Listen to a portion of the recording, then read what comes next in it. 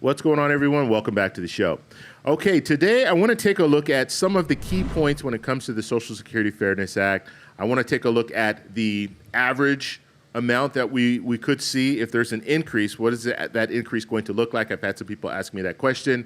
How many people does this impact? What is the percentage when it comes to Social Security beneficiaries? We're going to talk about that, and then we're going to talk about the cost, the overall cost of the Social Security Fairness Act. So we're going to address all that in this video, but first off, you guys can do me a favor. Please like the video, and if you're watching this video and you want to see more content like this, please consider subscribing to the channel. Okay, let me show you guys my illustration here. And I want to talk a little bit about, first off, the beneficiaries, the amount. We're talking about 2.8 million beneficiaries, around that, approximately. It says 2.8 million here, and this is coming from the CBO, but I saw a letter coming from Susan Collins, or coming from senators, and they said 2.5, so it's around that number. When it comes to the percentage of Social Security beneficiaries, we're talking about 4.5%. So it's not a huge group, but it's still enough to look at and say, hey, we need to make this right for those individuals. Now, also, this would be retroactive. I've had people ask me this question.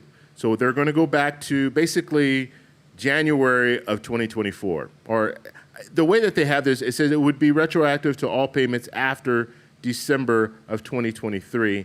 So I'm assuming it's going to be January of 2024. I don't know why they don't just say we're starting from January 2024 and it will be retroactive to that. But the wording here is a little bit misleading in my opinion, because you put December on there, people are going to think December. So nonetheless, they will go back. So what that would mean is, if we do see this pass the Senate and get signed off by the president, that people that are receiving Social Security benefits right now, and they're impacted currently by weapon GPO, they're going to see a check. And that check will be, it could be in the amount that we don't know exactly how much, but they're going to receive a check. Now, the average, this is the average check annually, would be $7,300. Now, when I say average, some people are going to have a little bit more, some people are going to have a little bit less. But that's what we're looking at annually. And so the question is, if they pass this in December, that's a year, pretty much a year span, and so that's the check that some people will be seeing if they eliminate weapon GPO. And then after that, you're going to be receiving increased benefits, and those increased benefits will be around $600 on average, $600 more than what you're currently receiving. Now, the cost of this, and this is the issue that we're going to have to address in the future. But the current cost of this would be $195 billion over 10 years, okay? Now, I say the cost. This is not going to add to our national debt. I want to make sure that is clear. This is not adding to our national debt. We do have two trust funds that we would be taking money from those trust funds. That's what they would have to do. And so on the, about $20 billion per year until we reach that 10-year mark. And so that's how it would work. That's how it would play out. Now, the only issue with this Social Security Fairness Act is they don't have a pay for, so that money is automatically going to be coming out of the trust funds. The trust funds right now, there's a shortfall. We're in a situation right now where in about 10 years, we're going to see the trust funds completely depleted. And that has nothing to do with the windfall elimination or GPO. It's because right now, FICA, the payroll contribution that the people who are currently working, they're paying into that payroll contribution, it's not enough to cover 100% of the benefits that people are currently receiving, people who are retired. And because of that, they've been slowly pulling from this $2.7 trillion trust fund. They've been pulling from that. Eventually, that money will be gone. When that money is gone, then everyone that's receiving Social Security benefits is going to see a cut of about 23%.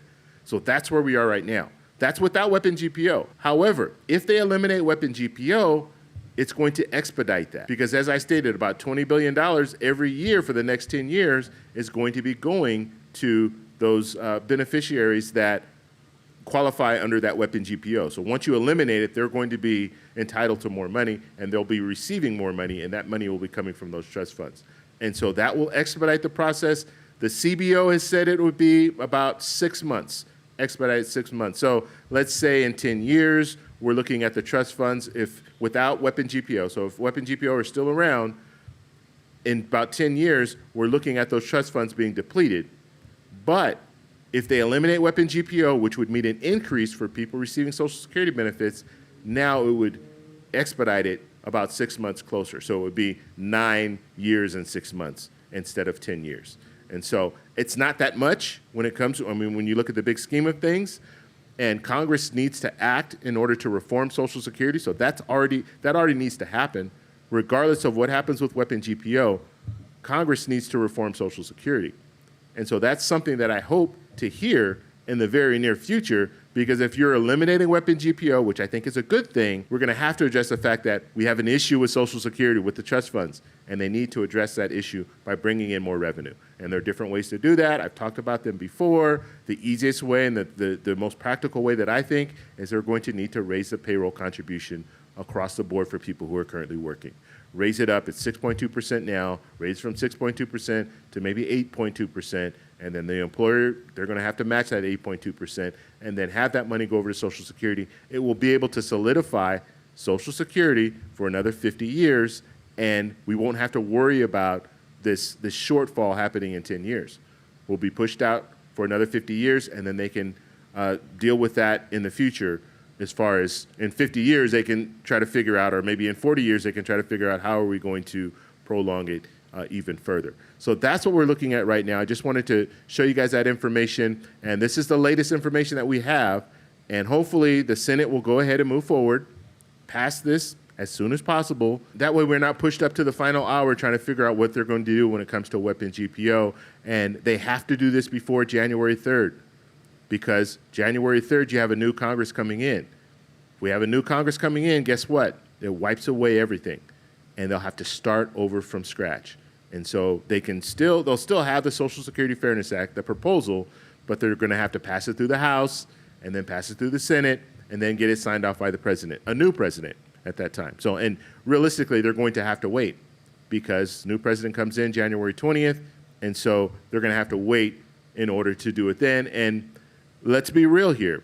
When it comes to the Social Security Fairness Act, it's a bipartisan bill. However, we might see, if it doesn't pass the Senate, if the Senate doesn't bring it to the floor, then we might see them postpone this for another year or so, because there's no real urgency at that point. They had an opportunity to pass it, they didn't, and so the new Congress is probably going to say, you know what, let's address some of these other issues that we have, and then we'll get around to eliminating weapon GPO at a later date. And we don't want that to happen. This is the closest that we've been to having them eliminate weapon GPO. Let's address it now. So I want to know what you guys think, so let me know in the comments below. If you like this video, please give me a thumbs up. Please subscribe for more, and I'll talk to you in the next one. Bye.